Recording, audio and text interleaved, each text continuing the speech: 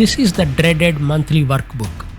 It has all the data, one tab for each month. And I am expected to make a pivot table by combining all of this data in one set. Today, let me show you how we can use Excel to do this task. I'm also going to show you what happens when we add a new tab to this workbook, how to automatically update our pivot tables whenever such new data is introduced. Let's go. I'm going to make my combined pivot report in a separate workbook. That way we can use the monthly workbook to just maintain the data. So we're going to make a new file, and in this new file, go to data and then get data from file from Excel workbook. Point to the monthly workbook file that has all our individual monthly worksheets and click on import. It's going to show me all the monthly worksheets here. Now the problem is I don't need any one of them, I need all of them. To begin with, I'm just going to pick any one month, it doesn't matter which one you pick, and then go to transform data option. This will open the Power Query editor and then shows me the April month's data. It looks alright, but like I mentioned earlier, we don't need just April data, we need all the data. So on the query settings here, we'll see that we have got a source step and navigation step. The navigation step is the one that took us to the April data. So let's delete that step and then go back to the source. You can see here that in the data column, we have got all these tables, one for each month. So Jan's table is here, likewise Feb, March, etc. As we need all of the data, I'm just going to go here and click on the expand button here. And it will show me all the 6 columns of data that we have. We are just going to expand everything out and uncheck this use original column name option. And we will get all the data. While all the data is here, it is in a very clumsy format. To begin with, the headers are all mashed together with the data itself. So we have got a header row here for Jan, and then one more header row for Feb. Likewise, it will continue. I'm also noticing a lot of null values, probably because the data has some blank rows at the end. So we are going to do some quick cleanup activity first. We'll start by taking the row number 1 as the header. For this, home, and use first row as header option. And then any subsequent headers we would like to remove. So we can go to something like a salesperson column, and if I delete all the null values from there, anything that doesn't have a value will go off. We'll still need to delete the salesperson headers that appear at every month. So we can repeat the same filter option again, but this time look for that word salesperson and uncheck that as well. At this point, all the data that we need is in a neat tabular format.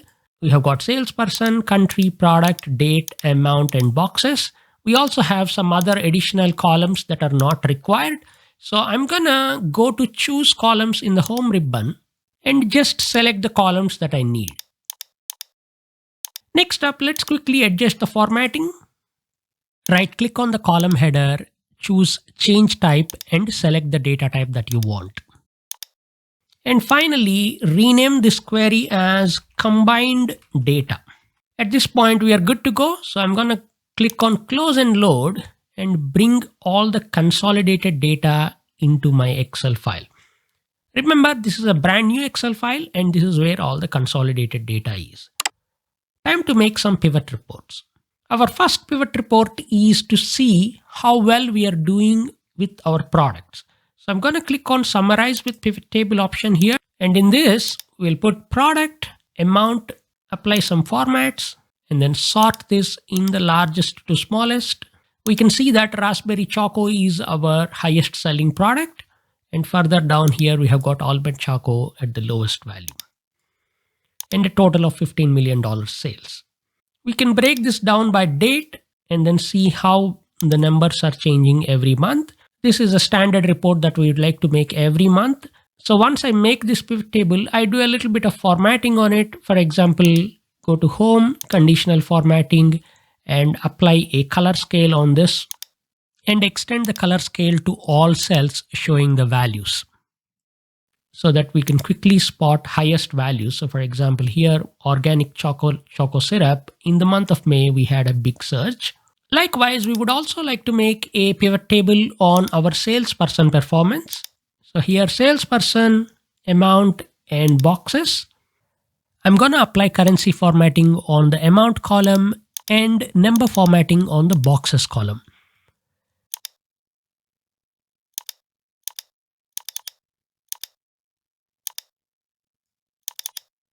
Let's also sort the table by amount. And finally, let's add data bars on the amount column so we can spot the highest selling salesperson quite easily. And for this report, we would like to see the information at a country level. So we can add country as a slicer. And now I can see what's happening in New Zealand, India, or USA. For example, in USA, Denison is our highest selling salesperson, whereas in New Zealand, it's Brian. Let's see what happens when the next month comes over. So far we have the data up to June, but now let's add the July data to our combined file. So I'm going to open our monthly workbook and add the July worksheet. So this is the July worksheet. It is added. I'm just going to move it to the end, save this file, and then close this file. Let's open the combined pivot workbook that had all our reports. And now let's bring the July data. For this, all we need to do is right click on this table and then say refresh. And when the refresh is complete, you can see from the filter here that all our July data has come through. Now we can go back to one of these pivot tables, it doesn't matter which one, and go to the data ribbon and click on refresh all to bring in the July data here. When you refresh one of the pivots, all the pivots will be automatically updated and you will have updated reports here. But what if your data is not as clean cut as what I have here? Maybe your tables are not exactly same every month. The headers don't match or the formatting is different. Even then you can use Power Query. I have a video on the channel that explains the process of using Power Query even when your headers are not matching.